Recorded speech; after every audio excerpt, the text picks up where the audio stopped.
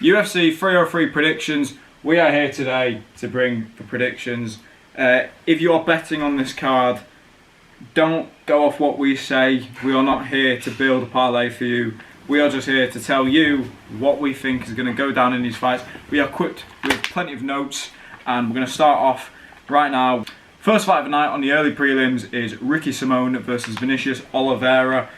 How's this one going, mate? Let me know. So, Vinicius Oliveira, obviously, in his last fight, got a flying knee KO, which was really impressive.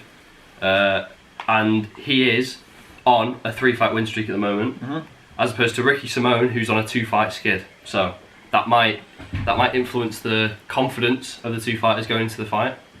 But I have got Ricky Simón winning by decision because Oliveira tends to fight with a very low sort of guard, and Ricky Simón tends to rush in with an overhand right, which will obviously make Vinicius put up his hands. Ricky Simón, being the much smaller fighter, will then dive for the legs, get a takedown. This is what I think is going to happen. Yeah. I can see that. Yeah. I can definitely see that happening. Obviously, Ricky Simón is a man after my own heart. Very blocky individual, very cubular. So I'm picking him as well. Obviously, Vinicius Oliveira's got a lot of hype around him. I believe he's a favourite. We're gonna have a look at the odds now. No, he's not. Okay, that's probably for the best. He's not a favourite. I do think the takedown defense is there for Vinicius Oliveira, or it has been in the past, against very lesser opponents, so people who don't have the grappling pedigree of Ricky Simón. So I'm picking Ricky Simón to actually chin him. I'm picking him by finish because Oliveira, as mentioned, he fights with his hands very low, as opposed to Ricky Simón, who is a very tight, powerful boxer. Yep. Now, Vinicius Oliveira's last loss was against a man named Ali Taleb, and he had a very similar style to Ricky Simón in the striking, very tight, high guard, and very powerful boxing, and he was able to put out Vinicius Oliveira. Now, has he learned from it? Perhaps, but I can see Ricky Simón honestly getting this done, putting Oliveira on his ass, or maybe just showing a grappling clinic. I hope not. I'd rather it be a finish, obviously. Yeah. More interesting. Start off the night with a buzz. Now, up the card, we've got Tsuruya versus Hernandez. The little guys going at it in this one. So this is Ray Tsuruya's debut in the UFC. He just won the final to road to the UFC. He did a few months ago, and he's got a really strong ground game. I noticed he's got some nice reversals and a really nice entry on his takedowns. He times them really well, and he gets a good drive through the hips. And as for Carlos Hernandez, he's also got decent scrambles, but he does find his home on the feet. He doesn't like to be on the ground. His guard is quite easy to pass, I've noticed. On his back, he sort of lets his opponent pass his guard, which obviously isn't great when you're fighting a good grappler. And he also likes to flurry forward. He likes to rush forward with a few punches, which might leave him susceptible to a takedown from Tsuruya. So I think Tsuruya is going to win by ground and pound finish in the second round. What am I saying? I'm picking the underdog in Hernandez. I'm not impressed by Ray Tsuruya. He's a little bit soy. Obviously 9-0.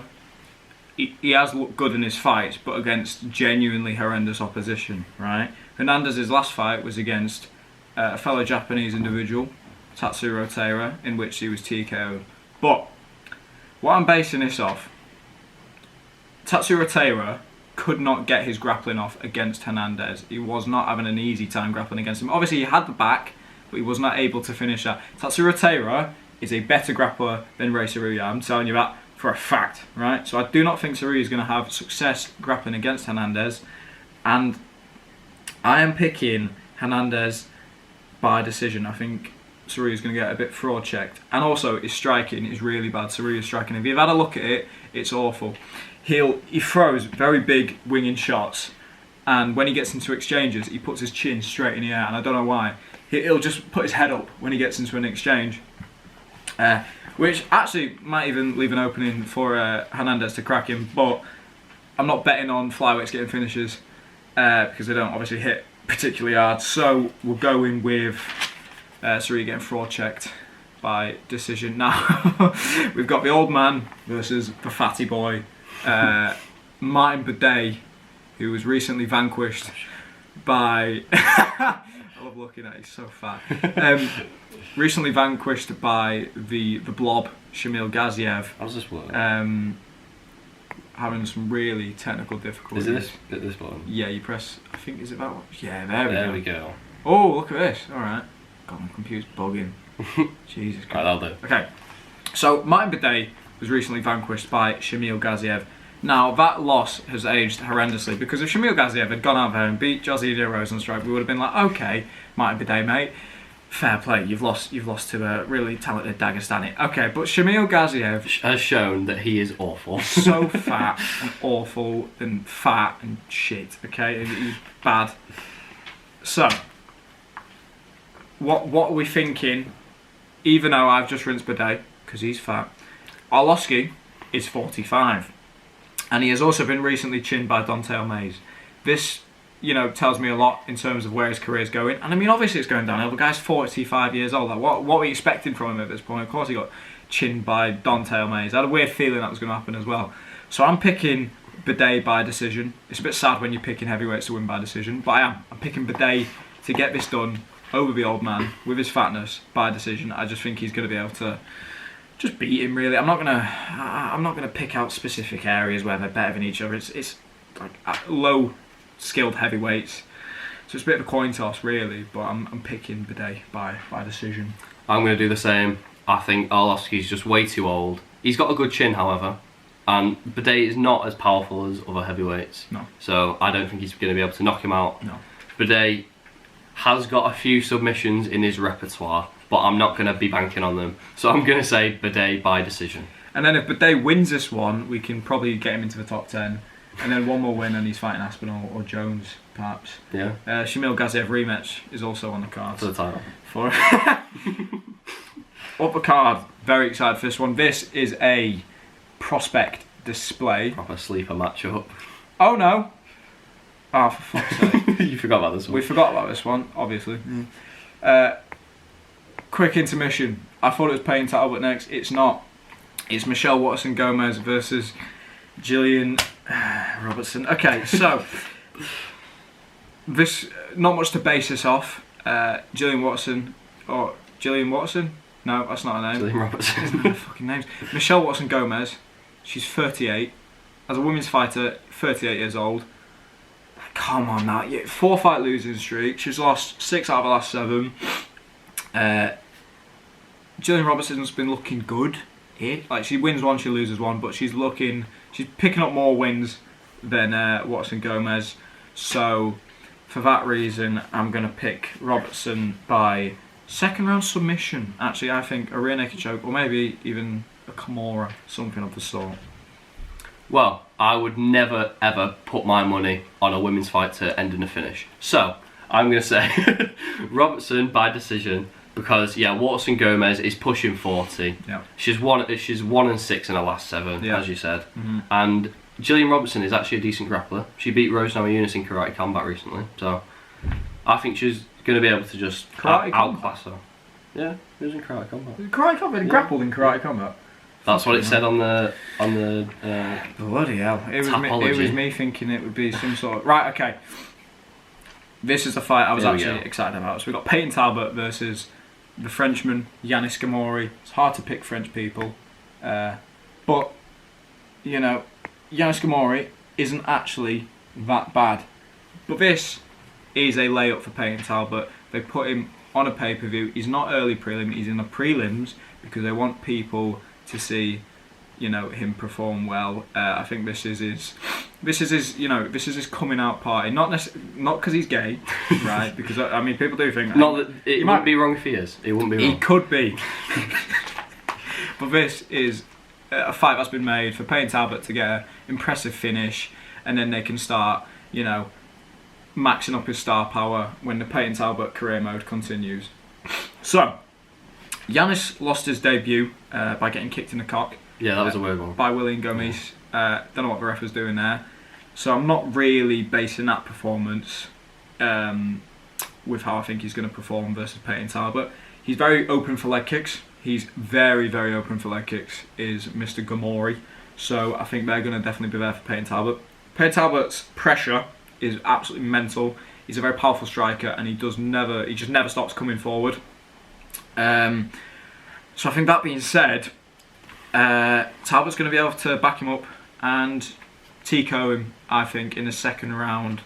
But one thing I guarantee is that this is going to be a really fun fight. Both these guys are very game. I think Ghemmouri is going to try and implement some grappling, and it's going to get completely negated. And then they're just going to stand with each other, and then Pereira Talbott's going to get a very impressive finish. Yeah. So I've also got Talbott by finish, but in round 3. I think Talbott's really relaxed on the feet. You never see him panicking or rushing his strikes. He always seems like he trusts himself and he's very relaxed. He's got very, very quick striking. He's very snappy kicks. And as for Ghemmouri, don't want to say that wrong. He's got a really loose guard. He tends to hold his hands like quite far apart. Yeah. So obviously he's susceptible to getting hit. And yeah, as you said, the lead leg is there to be hit, Definitely. which I think Talbott is definitely going to utilise. So yeah, I'm taking Talbott by round 3 TKO. Really excited for that one, either way. Okay, now we've got this one, my ride or die. We've got Charles Jourdain versus Gene Silva. Now, this fight has a potential to upset me quite a lot. Gene Silva is very dangerous. Yeah, big Charles Jourdain fan. I picked him to beat Sean Woodson. Don't know why, because Sean Woodson is an absolute freak. He's like 7 foot tall. 7 foot tall at featherweight. Looks like an alien. Mr. Meeseeks looking ass. So I don't know why I thought Jourdain was going to beat him.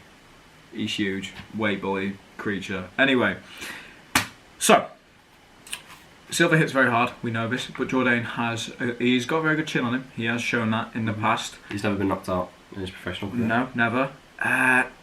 Charles Jourdain, he didn't look awful against Sean Woodson. He blatantly lost that fight, he did. But he didn't look horrendous, he looked okay.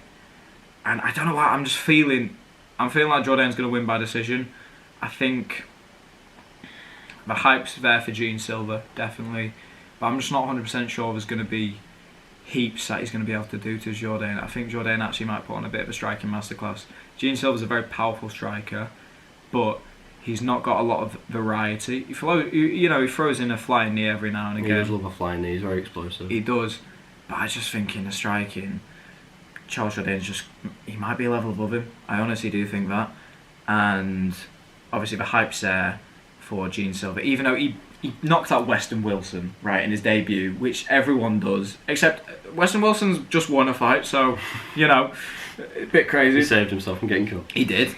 I don't know how he'd been cut before that, but he did win a fight. I'm talking about Weston Wilson now. Let's go back to Gene Silva.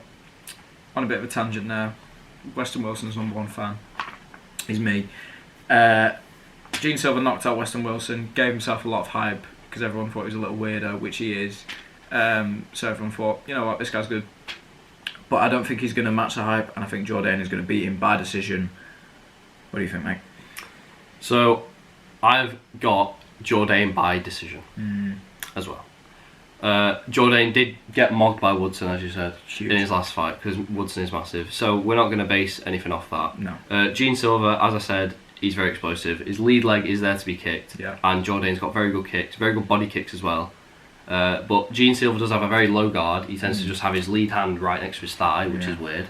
It's a strange choice. He's a scary, angry little man, isn't he? He's a very intimidating guy. Yeah, he is. Especially because he's bald. Exactly. Anyway. Does that. And with the right setup, I think a head kick is definitely there for Charles Jourdain. He could definitely just keep chopping at the leg, make Silva drop his hands even more, and then he could go up top, similar to what Makhachev did against Volkanovski, even if that was AI generated. But yeah, I am my official pick is Jourdain by decision. Yeah, little tangent here. That Volkanovski versus Makhachev 2 fight actually did not happen, and if you're a real MMA fan, you'd recognise that. But we've got Swanson versus Andre Fili. Now, Swanson coming off a very impressive win versus Hakeem Dawodu. Granted, it really didn't look like he won that fight. Judges gave it to him, but it was a really good fight though. It was. Even if he didn't really win that fight and it was a bit of a robbery, he still performed very well for a man who was 40 years old at featherweight. Very impressive. Andre Fili, has just been murdered by Danny Ige. He got absolutely sent to space by Danny Ige. What Andre Fili has a tendency to do, he skates around on the outside. He's a bit unorthodox, he changes stances a lot, but he'll skate around on the outside and he'll try and draw in his opponent so he can counter with something big. He also throws a lot of head kicks. Now, Cub Swanson, he's keen for a scrap. I think he will be drawn in. I think he's gonna. I can see him blitzing forward and getting countered with something big, and I think he'll get finished. I'm picking Fili by first or second round KO or TKO. I also think this is going to be Cub Swanson's retirement fight. I don't know why, but it would just make sense because obviously this was meant to be the McGregor card. I can imagine that they put him on this card knowing that there's going to be a lot of eyes on the card for his retirement fight. I think he'll retire after this fight. Hopefully he wins if it's going to be his retirement fight. That'd be great. Great end to the story. But he's 40, and I think Andre Fili, just being a younger man, he's going to be able to put him away. Yeah, I've also got Fili. I've got him by TKO round 3. And I've got in my notes here that Cub Swanson has got basically no guard. Meaning his hands are just down and he doesn't defend his head whatsoever. No. So, as you said, Andre Fili loves a head kick. So, that could be there. He relies quite often on just moving his hands to block the strikes. Which it can be very dangerous. Yeah, that's something I have a tendency to do. So, that's why I am Cub Swanson. So, up the card. Joe Pyfer versus Marc-Andre Barriault. Now, Joe Pyfer's ginger. If that means anything to you, my ginger brother, let me know. Okay, so Barriault likes to fight on the inside. He loves to box in close, meaning I do think Joe Pyfer is actually just going to chin him. I think there's actually no. I just don't think there's any area where Barriault's actually going to be able to win this fight. No. In the grappling, he's not particularly good. Goat Fluffy Hernandez absolutely bullied him. So even, to be honest, I think Pyfer could win by submission or KO, whatever he really wants to do. I think he could. But I'm banking on Pyfer to chin him. I think he's going to come in, try and box on the inside and just get slept. So I've got Pyfer by first round finish. And I think there's going to be a massive power difference because Pyfer is a bit of a unit. Yeah. So I've got in my notes that Barriault loves to brawl. He does. However, as you said, Pyfer is really powerful, so I think his game plan, Barriault's game plan, in the first round is just going to try and stay on the outside, maybe hit him with a few kicks, even though Pyfer is the bigger guy, only by a little bit. But I think Barriault will get frustrated by this because he won't be getting much joy, and I think in the second round he'll completely ignore his coaches and rush in and then get chinned. Pyfer by round 2 KO. Judging by our predictions, this card might go down as an absolute banger. I think this card's got big potential to be an absolute fucking amazing card. Definitely, I think there's a lot of finishing potential on this card. It could go the complete opposite way. It could be an absolute decision fest. Anywho, up the card. Now this, for some reason, not many people are talking about this fight. Fuck knows why, because I think this might be, one of the fights I'm most excited for, if not the fight I'm most excited for on the card. We got Ian Machado Garry versus MVP Michael Venom Page. Now, I've got a lot to say about this fight, I do. I'm picking MVP, first and foremost. I am going to pick MVP. Now, as to why, I think Ian Garry, we've seen him fight, he likes to skate around the outside, use his length, and kind of just chop away his opponents. If he does that against MVP, he's not going to hit him. He's quite simply just not going to hit him. MVP's always moving out of the way of strikes. He sees them coming a lot. So I think if Ian Garry's skating around the outside, just trying to chop at MVP, it's just not going to work. Also, I just feel like the big overhand actually will be there for MVP. I think Ian Garry might be wise to it to start with, but I can see him getting hit with one at some point, and he's got a pretty little head, so I can see him. He's chinnable. He's chinnable. We've seen him get dropped by Son Kanan. We saw that, and I think he can be finished. And I think MVP, he could actually be the guy to do it. And also, something to point out is that MVP has a pretty significant reach advantage in this fight. Which is weird because they're the same height. Exactly. But if we look here, he's got a 5-inch reach advantage, which is going to be a bit foreign to Ian Garry, I reckon, and is definitely going to play into MVP's game. Give me MVP by third round TKO, please. Please be a fucking finish. Ian Garry, he needs to lose us over via finish. If it's not MVP, it can be Jack Della Maddalena who does it. I don't really care. But third round TKO, hopefully, or decision by MVP. So Ian Garry against MVP. What do I think? So Garry, he's more comfortable when he's the bigger fighter, or when he's more rangy. As you said, he likes to stay on the outside, which he's not going to get against MVP. No. So, that being said, I think Garry is going to try and mix in his wrestling. He's obviously been training in Brazil with Charles Oliveira. This is true. So, he might want to try and get MVP to the ground, which Kevin Holland managed to do. So, that, I think, is Garry's path to victory if he was to win. However, I am going to pick MVP to win. He's really light on his feet. He blitzes a lot, which Garry isn't going to be comfortable with. He doesn't like people coming at him. He's more comfortable just staying on the outside. He doesn't like getting rushed at. Similar to Adesanya against Strickland. Yeah. So yeah, I'm taking Page by decision. I just think he's going to be able to outstrike him on the feet. I also think not enough people talk about the fact that Ian Garry's a vegan. So I think that's really going to hinder him in this fight. I hope we don't eat our words, and I hope MVP actually gets it done. And then one more fight, then a title. Okay, up the card, we've got the feature fight, not the feature fight of the night actually, the second fight on the main card for one which shouldn't be on the main card. I don't know how this is on the main card over like a Peyton Talbott or a Joe Pyfer, but it is. So we've got Beuno Silva versus Macy Chiasson. Fucking hell. So I've got, off the bat, I will say this, it's a coin flip. So it really is a coin flip. Like either of these people could win on any night. I mean, Macy Chiasson's, she's 5'11", she's ginormous. But I've got Beuno Silva by submission. As to why, I don't care to say. Because she's just probably going to win. But then Macy Chiasson might win. It's really a bit of a nothing fight. But I'm going to go Silva by submission in the second round. And bantamweight, women's bantamweight is, I think, the worst division in the entire sport. Kayla Harrison is the only thing that I could probably save it. Only because she's a bloke though. She's literally just on gear. Yeah, she's got cap delts and a jawline. So, yeah, I think Beuno Silva's going to win, but I think it's going to be by decision. Because I think they're both fairly comfortable on the ground, so I think Beuno Silva's going to want to keep it standing, and I think she'll win in the stand-up. However, do not bet on women's MMA. It's too dangerous. Up the card. The fight of the night, in my opinion. Let's go. We got Roman Dolidze stepping up on short notice versus Anthony Smith. Now, as we know, this fight used to be Jamal Hill versus Khalil Roundtree. What's happened there? Something happened. A canon event has occurred which has made this fight Dolidze versus Smith. But I think everything happens for a reason. So, I am picking Anthony Smith to TKO Roman Dolidze in the second round. Wow. Right? Because everything happens for a reason. I'm telling you, Anthony Smith is going to TKO Roman Dolidze, and then if Alex Pereira wins, which I'm not picking him to, but we'll get on to that in a bit. If Alex Pereira wins this fight, this is Prochazka. I'm telling you, they could. Everyone's injured at the top of the division. They could do. For it as well. They could do Anthony Smith versus Alex Pereira, and that would be.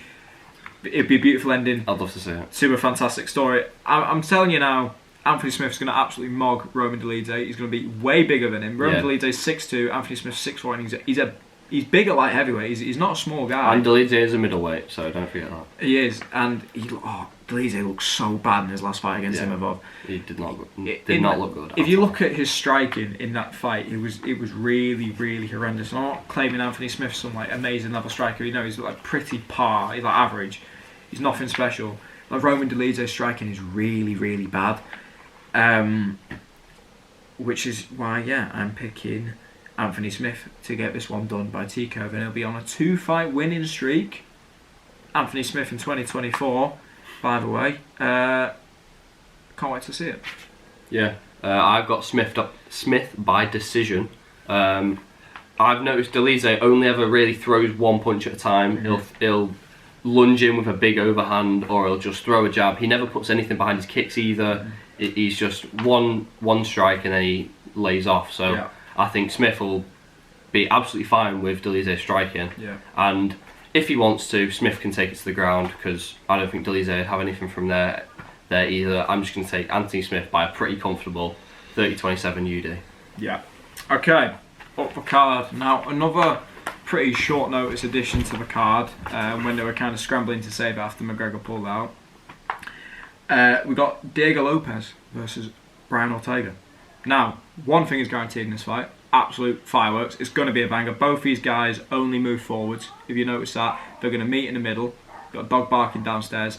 They're going to meet in the middle and they are going to collide, and it's going to be an absolute banger. Now, something to note. Recently I've watched an interview that Brian Ortega has claimed that he was meant to be moving up to lightweight at UFC 306. Okay? He's been bulking up to lightweight. Not like he really had to, but he would have been a bit more lax with his diet.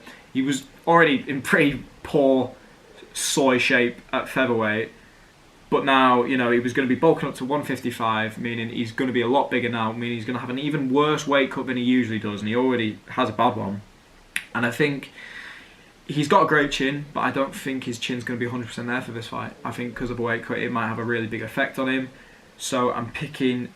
I think Lopes is going to wobble him with a short shot, maybe like a lead hook or like an uppercut, like he did to Sadiq Youssef. And I think Lopes is going to put him away by Tico in the first round, and then the career mode is going to continue, and he's going to, the aura maxing, he's going to go to the top. With a mullet. Exactly. All of that being said though, Brian Ortega is very dangerous, and I don't hate him as a pick here. Like it makes sense to pick him. Mm-hmm. I've just got a feeling, in this fight that Lopes might actually be able to crack his chin.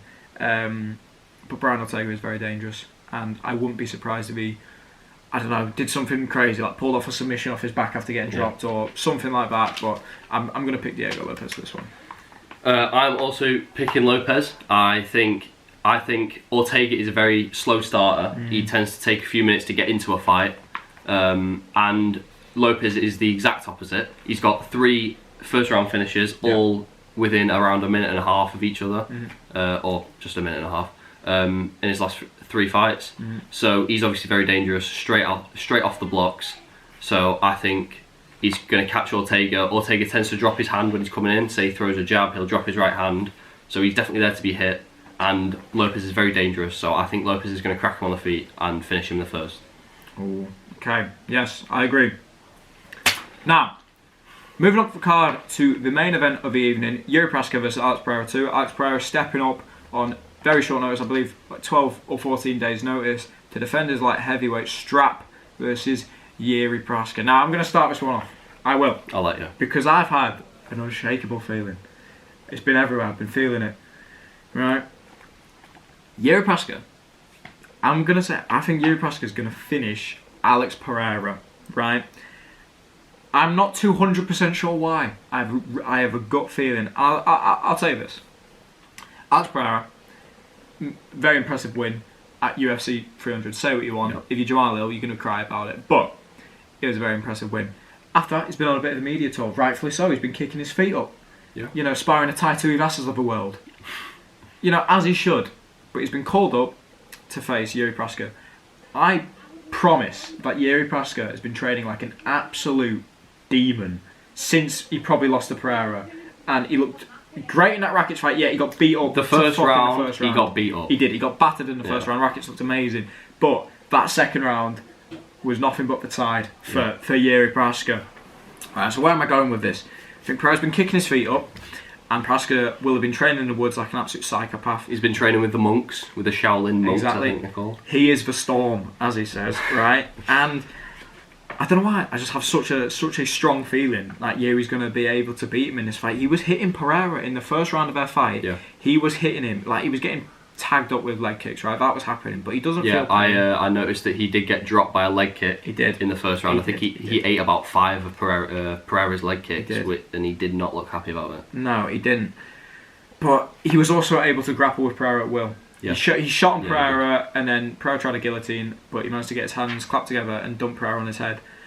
That shows, if Jiri Prochazka can literally, you know, just dump you on your head, the grappling really is not there for Pereira. And I think if Prochazka goes into this with a game plan, which I think everyone's saying, oh, he's like a wild man and all that, I think he wants to win the belt back, right? I think if he has to utilise a game plan, he will.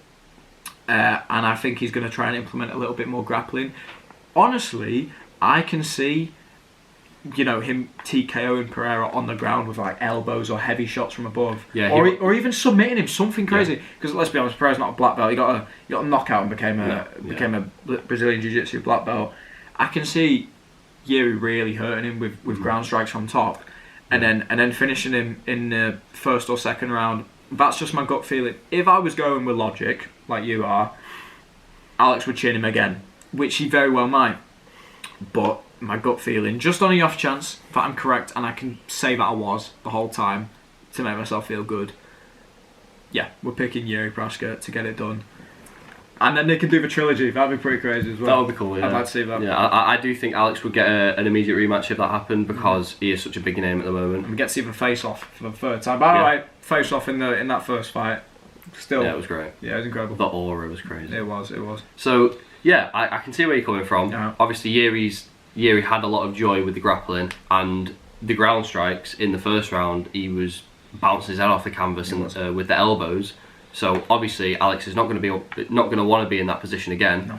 So I don't think he's going to try and jump a guillotine like he did in the first fight. This is true. If he gets taken down, he's going to try and get the underhooks. He's going to try and circle out. That being said, if Ghemmouri wants to win, he does need to grapple, because Alex is obviously very dangerous on the feet. Ghemmouri's got a really wide stance. He leaves his leg there, and Alex obviously loves a leg kick. Mm-hmm. So if Alex can slow him down, Ghemmouri will not be happy. Ghemmouri won't be able to shoot as fast, and I think Alex will do it. I think the first round, the first 3 minutes or so, he'll be standing. Alex will be beating up his leg. Ghemmouri will be switching stances, trying to get away from the leg kicks. It's not going to work. Ghemmouri's good. At the end of the round, Ghemmouri's going to shoot, probably get a takedown, and in the next 2 rounds, I think Ghemmouri will be maybe eat 1 or 2 leg kicks at the start of each round, and then he'll get a takedown again. And then I think Alex will be able to defend the subs. I don't think he's going to be a threat of many submissions. And then in the fourth, I think Ghemmouri will try and back him up against the cage. Yeah. You think this goes to the fourth round? I do. Okay. I think it's going to be a long one. A bit more competitive than the first fight then. Yeah. Ooh. I think Ghemmouri's going to try and back him up against the cage to try and get him in a clinch. I think Ghemmouri will shoot on him or try and clinch him, and Alex is going to catch him with his signature left hook once again. Like I think he's going to put him out. I will quickly say this, just another thought I've had. Obviously, such short notice fight for Alex, and he's used to cutting loads of weight. We know he walks around at like 230, he's massive. But he has, he usually has a full camp to whittle that weight down. Now he's doing it in like 14 days. He's admitted that it's going to be hard for him. I think that there's a chance that the weight cut actually might affect his chin. And we saw Ghemmouri was catching him with big shots in that first round of their first fight. I don't know. I think Ghemmouri's going to win. I don't know why. Yeah. I don't know why Ghemmouri's going to win. We'll see. We will see what happens. We will see what happens, and then obviously come Monday when the breakdown video comes, you can give me an "I told you so." Yeah. Or it could be the other way around. But I've got such a. Either way, I love both these guys, so I'm just hoping for a really good fight. I'm happy whoever wins. I mean, and it will be a great fight. There's no way this is going to end up being a snoozer. Ghemmouri won't let that happen. The guy's an absolute psychopath. He's a samurai. He is the storm. So it's going to be a great fight all around. It's going to be a great card, I hope. Yeah, exactly. I do think it will be. Very high expectations for this card. Really high expectations. I think it could be a very finish-heavy card. I think it's going to be one of them cards that's just goes down as an absolute banger. It's going to be a bit of a sleeper card, like a UFC 290s card. Do you know what I mean? I think it's going to be really good. Really, really lots of exciting matchups there. Anywho, thank you for listening, and we'll be back on Monday with the official breakdown of UFC 303, and in that video as well we'll also match up the most significant fighters from the card and tell you who we think they should be fighting next.